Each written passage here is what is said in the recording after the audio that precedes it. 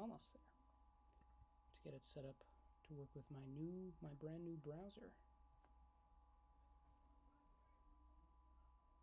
My brand new and significantly improved browser. Chromium is the devil. Jews don't believe in the devil, but we do believe in Chromium, and Chromium is the devil. So, Jews believe in the devil. You heard it here first.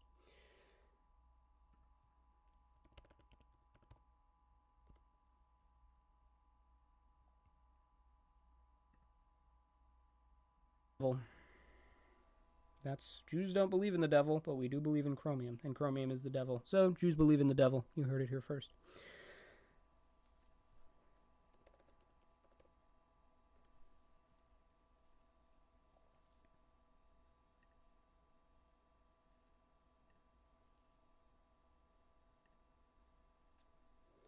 Ba-da-ba-ba-da-ba.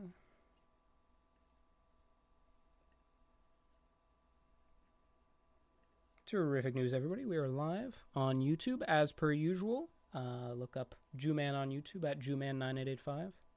Excuse me, I think that's Boogie's number. No, that's 2988. Boogie, Jewman9885. Yes. A reminder to my,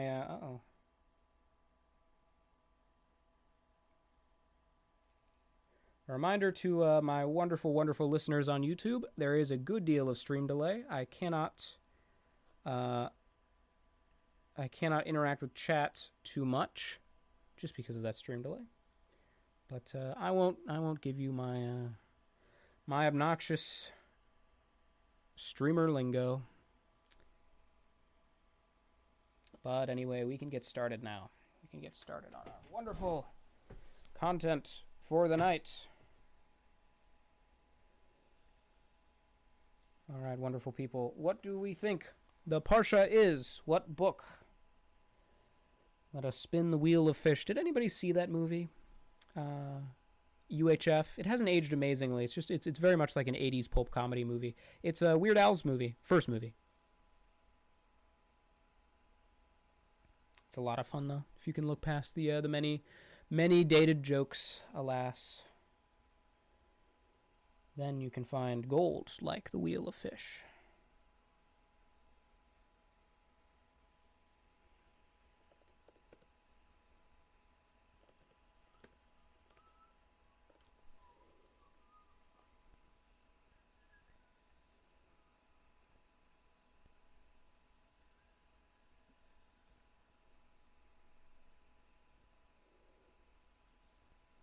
All right, here we are.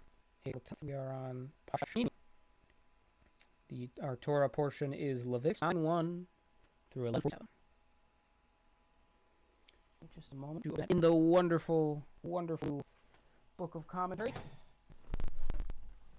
This will be another, mostly Rabbi Sachs bring his commentary with me. But going forward, we will be sure to bring back some Rashi, some of our beloved Prager rabbis, and things will get a little more diverse and a little more exciting. And, as well, tonight, I have a special thing that has very little to do with Judaism, but it's something I'm very enthusiastic about. Just for the last, maybe 5. We'll see how we feel.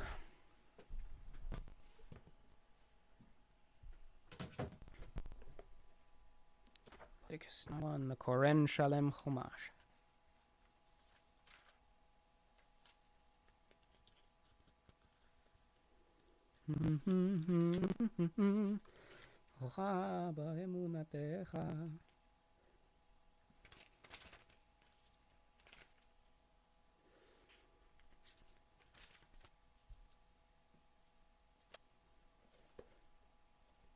Leviticus.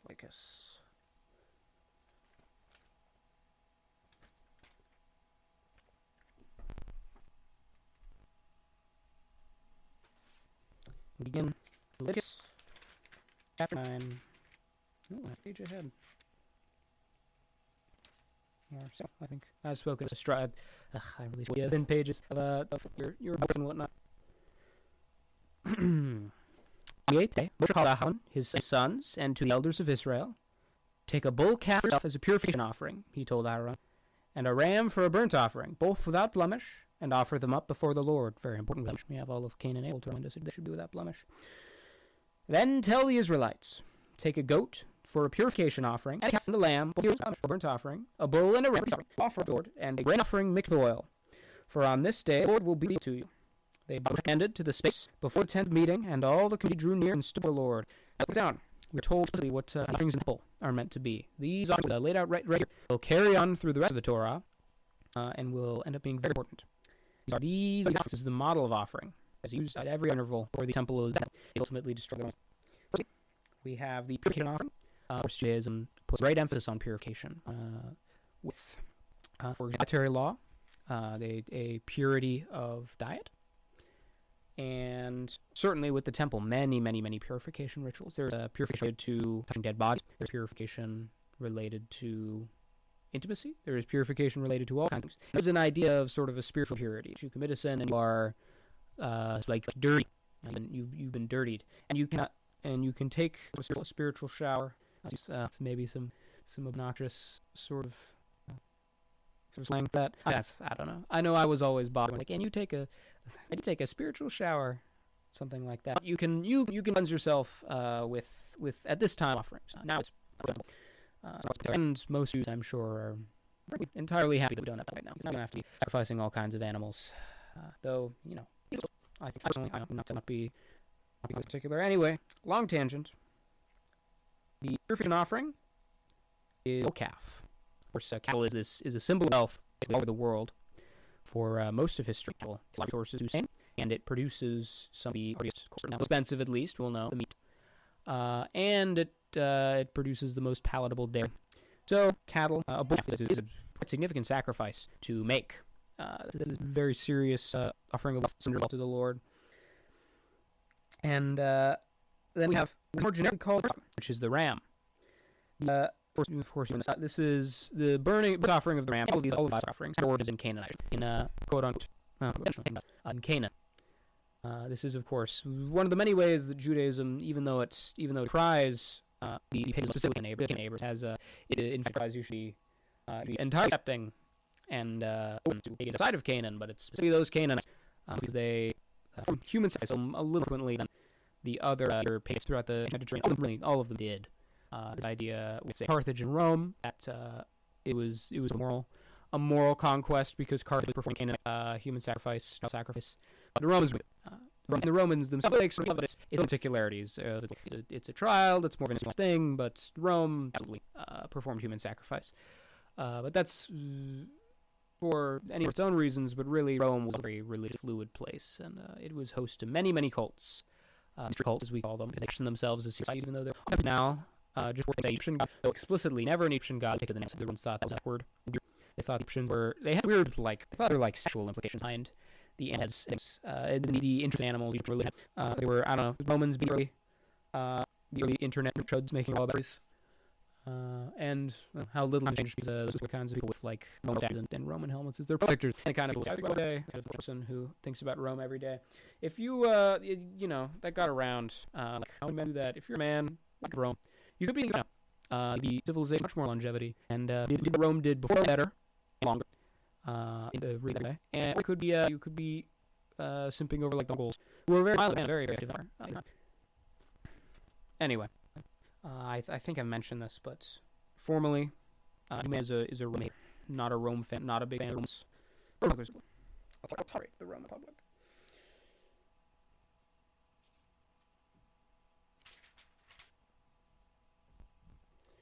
Now, very distracted today. Terrible. And I struggle with the pages again. Shame on me.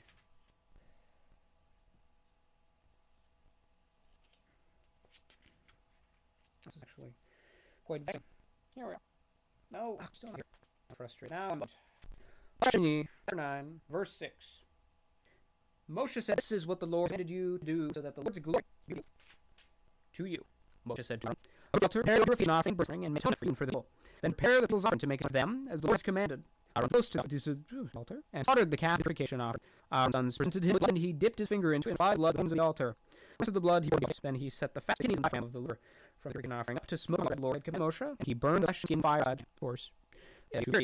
The flesh and skin are not ritually pure. They must be outside the camp. And he slaughtered the burnt offering. Aaron's sons presented the blood, and he dashed it on the altar, and they presented him with the blood in its pieces, with its head, and he set them up. Very, very crafty. Another, of course, that the Torah is not for children. Having washed the entrails he sent them on smoke upon the altar with the burnt offering, and he brought close the out of the purification offering, and prepared it as a purification offering like the first. He presented the offering and sacrificed it in the prescribed way. He then did the grain offering, took a handful and set this portion up and smoke upon the altar. Mornings. Damn these pages. With the morning's offering, he slaughtered the ox and the ram.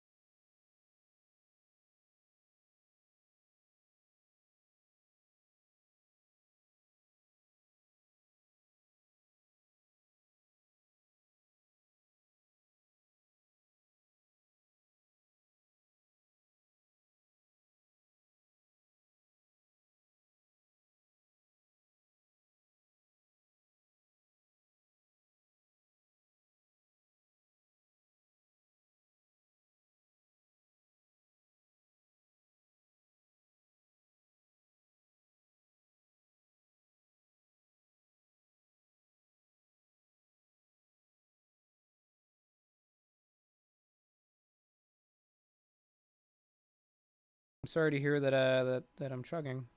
Hopefully it's still okay. Let me know. Let me know with my unfortunate lack of connectivity. Hopefully there is still something that can get through, and I can try and troubleshoot the problem. Anyway.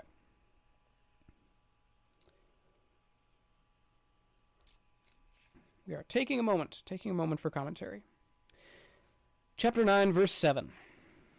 Approaching the altar. The sages sense a nuance in the words approach the altar, as if Aaron were standing at a distance from it, reluctant to come near. They said initially Aaron was ashamed to come close. Moshe said to him, "Do not be ashamed. This is what you have been chosen to do." That's Rashi. We get a little Rashi. Thank you, Rabbi Sachs, for a little Rashi to brighten up our day. Why is Aaron ashamed? Tradition gives two explanations, both brought by Ramban. The first is that Aaron is overwhelmed by trepidation at coming so close to the divine presence. The second is that Aaron, seeing the horns of the altar, is reminded of the golden calf, the great sin. That is something I noticed, the horns. It is a very sort of pagan, kind of heavy metal touch to the altar, don't you think? I've been playing back through Warcraft 3 recently. That is something I'd expect in doesn't the orc hero structure, the orc hero altar, actually have like two giant horns and like a sacrificial thing on it? I think in Warcraft 2 they've got like a cult building that does. Anyway, very hardcore, very exciting. And Warcraft, very good games. Second is that Aaron, seeing the horns of the altar, is reminded of the golden calf, the great sin. How could he, who played a key role in that terrible event, now take on the role of atoning for the people's sins? Moshe has to remind him that it is precisely to atone for the sins that the altar was made. The fact that he had been chosen by God to be the high priest is an unequivocal sign that he has been forgiven. Of course, one of the functions of God and the great themes of Judaism is forgiveness. Of course, it's a theme very heavily associated with Christianity, but it did exist long before in Judaism. There's much spoken of in forgiveness and how people are forgiven and how God forgives people. And so all of that eventually, in the Christian view, being wrapped up and sort of personified in Christ. And part of the justification in Catholicism for Christ being an aspect of, or Jesus. Christ is the Greek translation of the Hebrew word for Messiah, Moshiach. And it's not a particularly Jewish way to refer to Christ because it implies he's the Messiah, and of course we don't believe that. That is our great divergence of opinion. But the Catholic view on Jesus being an aspect of God, helps justify that against the fact that God was already forgiving, and it's a function of God to forgive. Well, of course, Jesus is God, therefore, so on and so forth. Such as it goes.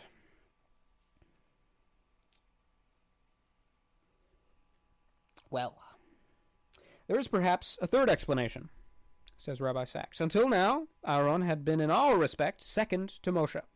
Yet he had been at his side throughout, helping him speak and lead.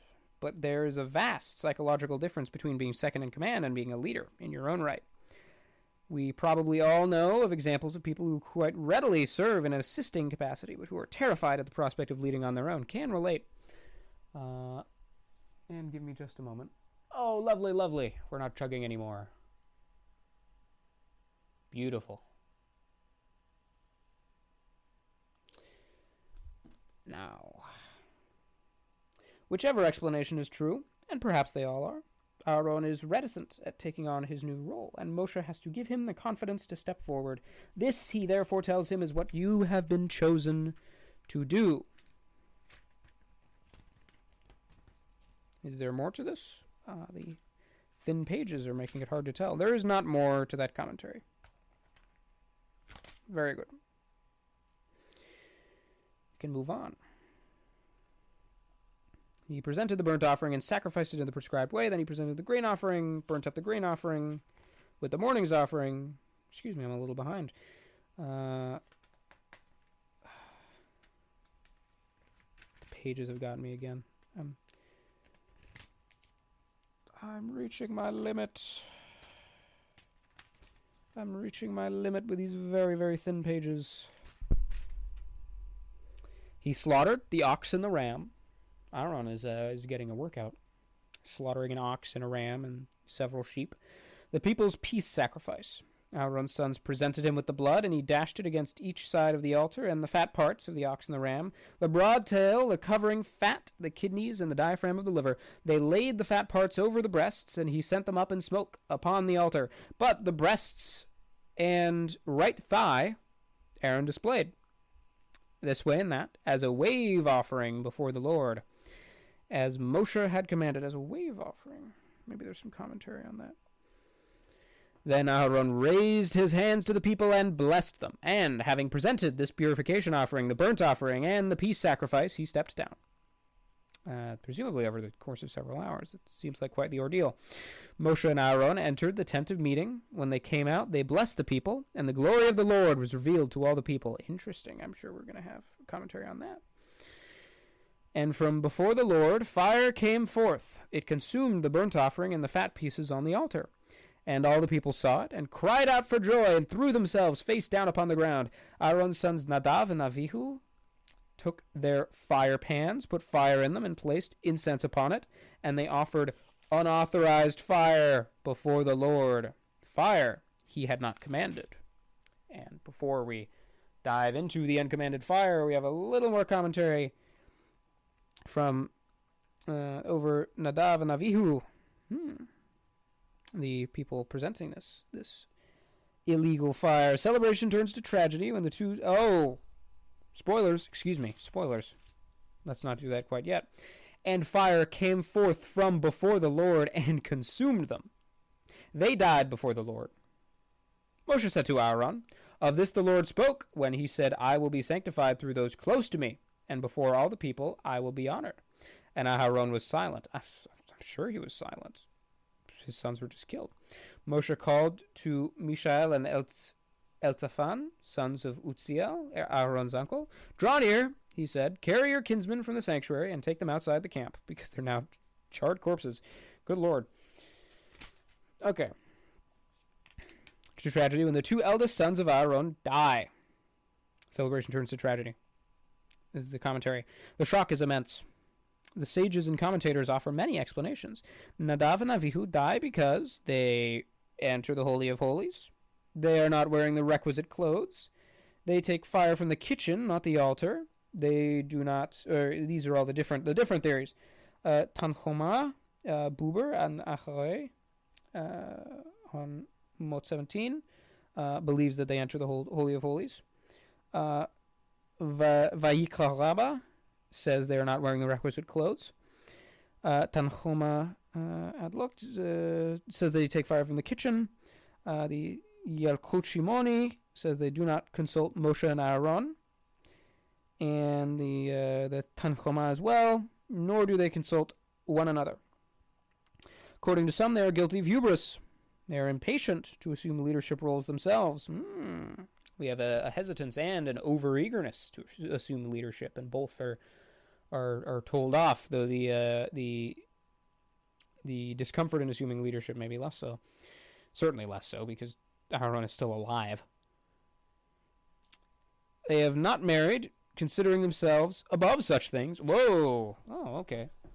Well, I say that whoa like it's a terrible thing not to be married. It's perfectly fine, but certainly in this pre-modern time, it is a controversial stance for them. They have not married, considering themselves above such things, yet others see their deaths as delayed punishment for an earlier sin. When at Mount Sinai, they ate and they drank in the presence of God. Ooh. So they are troublemakers. That would, in that case, that does seem to imply that they deserve a little more than just lighting a fire and being a little too enthusiastic. If they were desecrating the Lord's presence and doing all of these terrible things. The explanation explicit in the Torah itself is that Nadav and Avihu died because they offered unauthorized, literally strange, in the translation, fire, meaning fire he had not commanded. To understand the significance of this, we must remind ourselves of the meaning of Kadosh, holy, and thus of Mikdash as the home of the holy and of its place in the world. The word olam, universe, is semantically linked to the word ne'elam, hidden. Creation involves concealment. To give mankind some of his own creative powers, the use of language to think, communicate, understand, imagine alternative futures, and choose between them, God must do more than create Homo sapiens.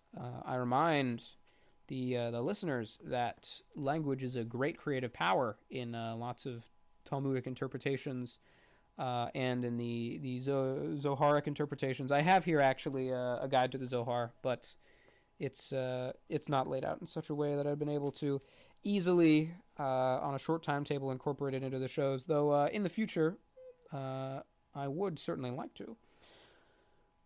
The Zohar, well, I mentioned it in my video. You can watch my YouTube video to know a little bit about the Zohar. Just a little bit. I think I just mentioned it offhand. It's the book of it's a book of Jewish mysticism, of a certain movement of Jewish mysticism from the medieval period in a few forms.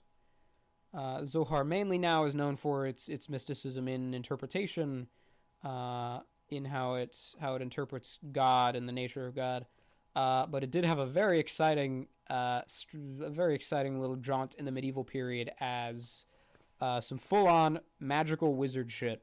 Because as the world learns in the medieval period, if you get enough smart people together, some of them at some point will want to do wizard shit, and it's very hard to stop them from doing wizard shit. It's kind of delightful. There's a lot of firstly, on a folk level, magic is done all the time. And the Catholic Church is constantly sending out letters to local parishes saying, please, local priest, stop doing pagan magic. Please stop doing witchcraft to try to cure people's whatever, because they were apparently doing it all the time. And a lot of people claimed to be witches and claimed to be doing witchcraft. Though it was not the sort of the burning at the stake drama that we understand now. That was a product of the Reformation and the Counter-Reformation. For the most part, actually, medievally, under Catholic doctrine, witchcraft was sort of quietly assumed to be a mental illness. And somebody would claim they were a witch, and maybe some Catholic authority would be sent out to say, are you a witch?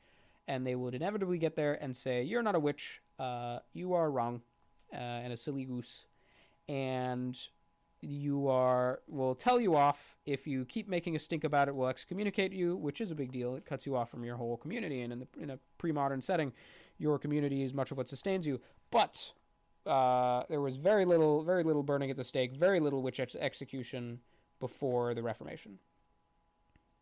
It was the Catholic Church, as really a quite intellectual institution, was approaching it a little more rationally and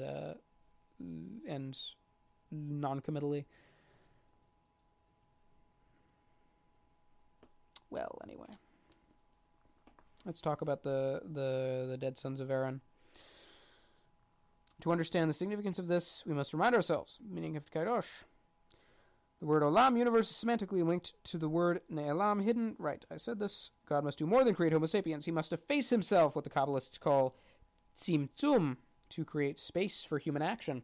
No other act more profoundly indicates the love and generosity implicit in creation. God, as we encounter him in the Torah, is like a parent who knows he must hold back, let go, refrain from intervening if his children are to become responsible and mature. Now, I am, and you'll find this out from me, I do kind of dislike the characterization of God as a parent. I know it can be useful at several intervals, and in this case, I think it's fine in demonstrating God's involvement and lack thereof at various points. But generally, I don't really like the parent comparison, because it also, everybody has different experiences with their parents, and this is not only me saying, oh, somebody with very bad parents might see this and go, that makes me dislike God. It's not even just because of that. It's just that even people with in their opinion excellent parents can have very, very different experiences with them. They could have parents who are just very assertive when the person was young, and say, then the child asks, why am I doing this? Why am I cleaning my room? Why do I need a bath? And the parents go, shut up, because we know better, and you need the bath. And good parents can operate on that basis. But good parents can also operate on a basis of the child asking, well, why on earth do I need a bath? And then the parents treating the child like an adult and explaining why they need the bath, what the importance of cleanliness is. And the child sits there and goes, whoa, that's amazing. For my part, I think I won't get too much into it. It's rather personal, and I'd rather not broadcast it on YouTube and to the whole public. But I had parents who I quite respect, and they parented me in a certain way, and in a certain unconventional way. And I think it would differ very strongly from what like Rabbi Sachs is envisioning here, though perhaps not in this particular case, where he's saying sometimes parents need to lay off. But it's, that is the parental experience. It's the different parental experiences people can have, because it's often used to say, and God knows better, and there are absurd commandments that we can't really make sense of, and it's like a parent saying, well, I'm not going to explain this thing, you just have to do it because I know better. That's just not the parenting experience certain people have, and I think it's weird and kind of uncomfortable to perceive God as a parent. I think it implies a level of intimacy and literal relationship that we don't quite have with God. We necessarily don't have with God because he's not physically here in front of us. But and so what I would think, certainly my how I would prefer to characterize God is as well, and this is getting into my own philosophy of things, but is as a it's tough to word this. I almost want to say, like, if you've ever played like Worldbox, or if you're playing like free mode in like SimCity, God might be a little bit like that. Though maybe it's more like Animal Crossing, where God is responsible for everything that sits before him. He created it. He maintains much of it. Though in the world's case, maybe it more maintains itself, and he just kind of is there watching, experiencing. But I use the Animal Crossing comparison because though I have not played Animal Crossing personally, I understand a lot of it is getting very intimate with the people who live in your town, with the denizens of your island, and seeing that they have happy, productive lives, and that they get along and have everything they could want and need in the world. And that is sort of how I see God. That he created everything, and of course he exists at sort of this higher level, hence Animal Crossing. We exist beyond our island in Animal Crossing. But because we are invested in the success of the denizens of that island, we come to care for it. And we wouldn't wantonly kill them if we knew they were more than a series of logic gates in our Nintendo Switch. And so God, looking down, sees that a man is certainly much, much more than a series of logic gates in his heavenly Nintendo Switch. And he says, well, I want these people to succeed. I am not their parent. Certainly, I assume most people would consider themselves the parents of the people in their SimCity world. He says, I'm not their parent. They have their own lives. They do all sorts of things themselves and are absolutely impressive on their own. And they deserve all of the everything. And my intervention will only be to make their lives better in certain specific ways. Of course, there's the whole narrative of Judaism. This was a kind of absurd tangent. But generally speaking, I think God cares and is involved and is interested in our well-being. But I think parent is the wrong expression of that. God is not a parent. I think I could say with some confidence, because I think that gives you the wrong idea. Ugh, again, a tangent. Excuse me.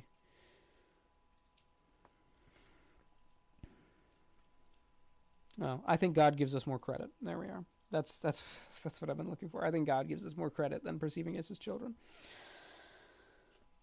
However, to be true to God's purposes, there must be times and places at which humanity experiences the reality of the divine. The holy is that segment of time and space God has reserved for his presence.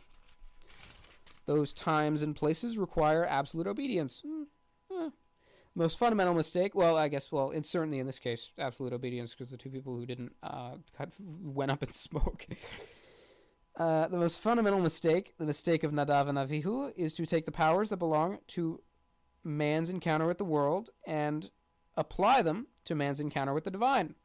Had Nadav and Avihu used their own initiative to fight evil and injustice, the human domain, they would have been heroes. Because they used their own initiative in the arena of the holy, they erred.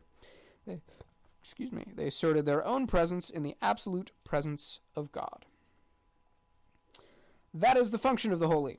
It is the point at which I am is silent in the overwhelming presence of there is. That is what Nadav and Avihu forget, that to enter the holy space or time requires ontological humility, the total renunciation of human initiative and desire. When we confuse God's will with our will, we turn to the holy, the source of life, into something unholy and a source of death.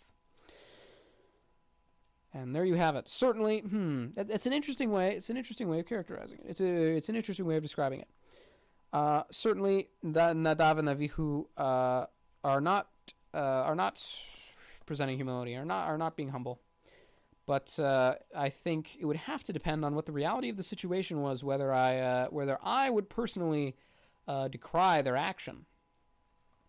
I think in the case that they enter the Holy of Holies, they can go up in smoke. That's fair enough, because the Holy of Holies, that's like the whole point. It's like only certain people go in here. You know the rules. If you go in here and you're not that person, you will explode and die. Anyway, so if they did that, that would make sense. If they made some other major transgression, that would make sense. I think it makes a lot of sense that it happened retroactively. I think asserting their own existence, I think the idea that they were punished for asserting their own existence in the face of the divine certainly has a lot of Kabbalistic depth, because Kabbalah believes God is sort of a whole, as the sum of all creation, that divinity exists a little bit in every one of us, which on the one hand you would say, well, then if they're there and they're slightly divine, then surely they should be fine. But on the other hand, you could say, well, they are being hubristic and they're failing to perform the most divine sort of action you could perform in Kabbalah, theoretically, the closest you could get to the divine, which is ego death. Which is a proper sort of psychedelic ego death, though not often psychedelic in the case of modern Kabbalah practitioners, because they're Orthodox Jews, but the Hasidic Orthodox. But the Nadav and Avinu have not done proper ego death, we could say, if we want to have a psychedelic interpretation of the situation. They have not gone through ego death, and they are going up to God, which is the whole of everything. God is sort of the Buddha in this situation. And they're saying to the Buddha, who is also the universe, will say, sorry, maybe there's like a Buddhist and then thinks I'm super obnoxious for this. I hope this is okay. But they go up to God, who is like Buddha and is the whole universe, and they are saying, Hasadiba Ibawai, fuck you, God, I exist. And God, the universe, is saying, no, you're in the universe, you're in creation, you exist. And you will find out now, violently, excitingly, boom, pillars of fire. They go up in smoke. So it could be thought of that way. They are denying the wholeness of the universe. And it could be thought of as just something simple, like violating the Holy of Holies. Or it could be thought of as they're trying to assert themselves in front of God, and God is saying, nice try. You will do no such thing. Certainly, if it is just that they were trying to assert themselves, and it was the fact that they were performing some action on initiative in front of God, I would sympathize with them. And I would say, hell yeah. They wanted to contribute. They were feeling very strongly. Maybe, we'll say, hypothetically, we're modeling it out. Conjecture certainly is the root of a lot of Torah analysis. We're modeling it out. Let's say they had no ill intent. Let's say they felt bad about eating and drinking before God, and they wanted to repent for that, and they wanted forgiveness for that, and they felt bad. And so, man, maybe even they so much wanted forgiveness for that they wanted to demonstrate their loyalty to God by participating, by trying to make a part for themselves in the ritual. And so they say, I feel so bad, God, that I feel this obligation to help. I feel this demand socially to help, of course. The perceived social obligation, one of the strongest forces in the human mind. Its chiefest cudgel being shame, which we fear more than death, generally speaking, actually, psychologically. And so they are saying, God, I'm trying to do my best. And then God strikes them down. Certainly, if I was in their position and I felt that way and I got struck down, I would go through. We'll assume a certain Jewish interpretation of the afterlife. I go through my little my purging of my soul, and I come through the gates of heaven, and I go up to God and I say, "Well, what the hell, God?" And God would say, and God would give his explanation. And I would say, well, I disagree. And then I would debate God on that for a while. As is the right and sometimes privilege of the Jewish people to wrestle with God, as they say. And in that case, I would consider them sympathetic figures, and I hope they're having a terrific debate with God in heaven. I hope they're giving him a real talking to. I hope they're giving him a good telling off. Or maybe they were assholes, and they deserve it. Certainly, that seems more likely under the circumstances. And we're going to move on a little more, and I don't think I'm going to read it out loud, but I will shout out this thing I'm thrilled and excited about. It's a shame. Shame the viewership is so inconsistent now. Alas, as things happen. All right.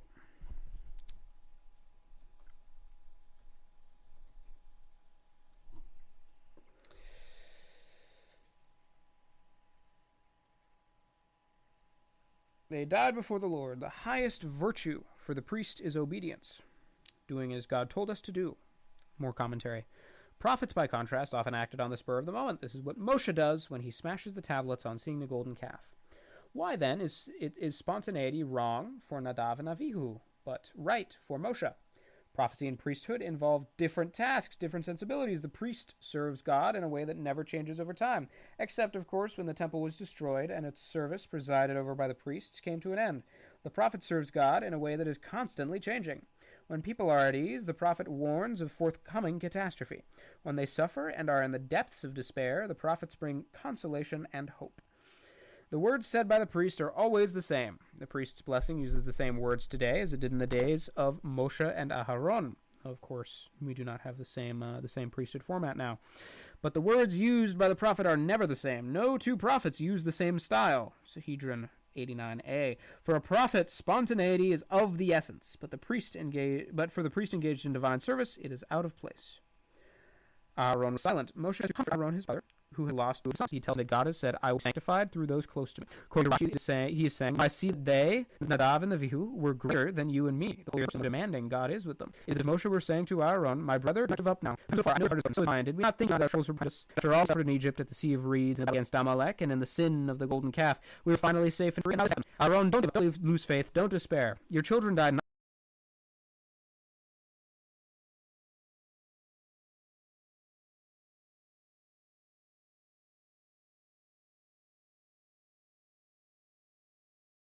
because they were evil, but because they were holy. Aha, I'm vindicated. Yes. Though their act was wrong, their intentions were good. They merely tried too hard. But despite Moshe's words of consolation, Aharon was silent, lost in a grief too deep for words. Fair enough. That's terrible. Moshe saying, Moshe, I don't know. I don't know what Moshe expected in that particular case. Oh, this is why I have no viewers. Connectivity is bad again. Connectivity is really bad.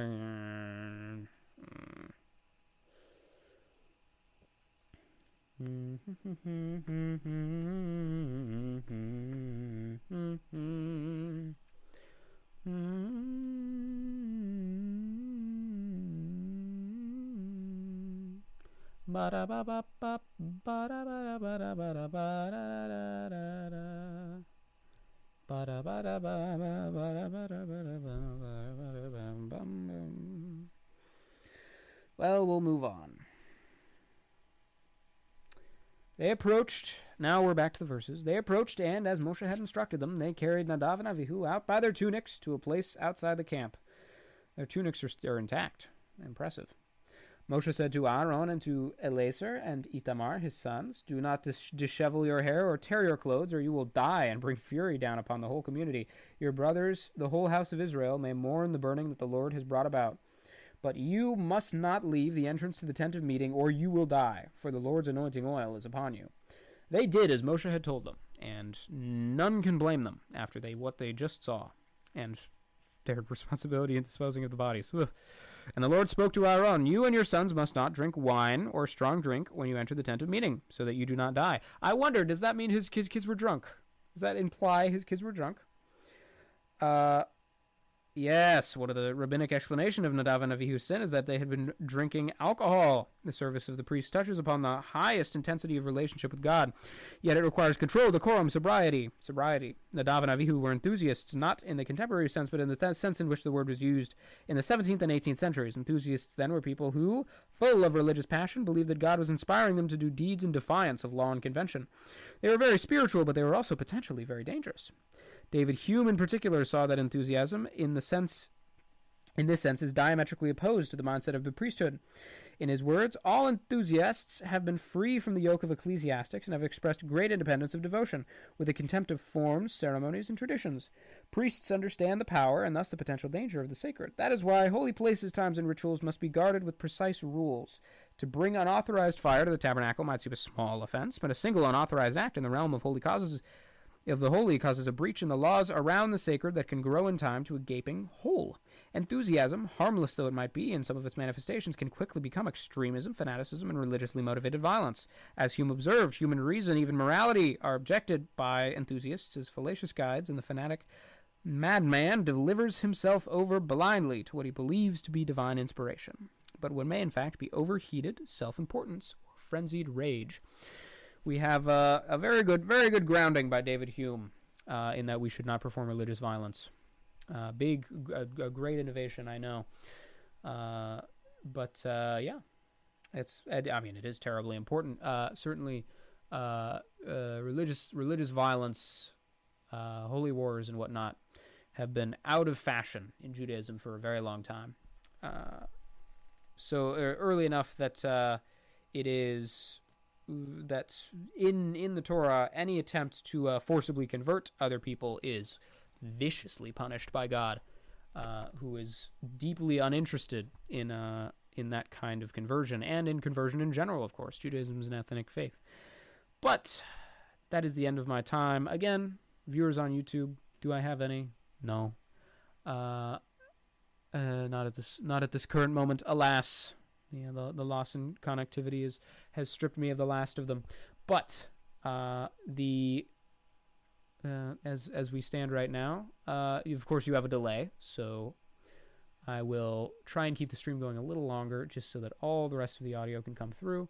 My final note, my final announcement to everybody: there is an incredible, wonderful blog by a historian I greatly respect, Brett Devereaux, a collection of unmitigated pedantry, and you can find it at acoup.blog.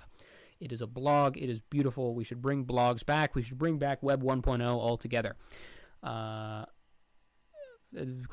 Culturally, at least. Technologically, perhaps not. He has started a new series, Raising Carthaginian Armies, which is very, very interesting. And you all should read more about Carthage. Firstly, because it gets you off the Rome crack pipe. But secondly, because it's just terrifically interesting. And because it's the largest and most relevant Canaanite polity, following the... not following anybody. The largest and most relevant Canaanite polity probably ever. And while Judaism may decry the sacrificial practice of the Canaanites, I can still be interested in them. So check that out. Give that a look. I hope you enjoy. And with that, I'm already a minute over. So this is Jewman signing off. Thanks for listening.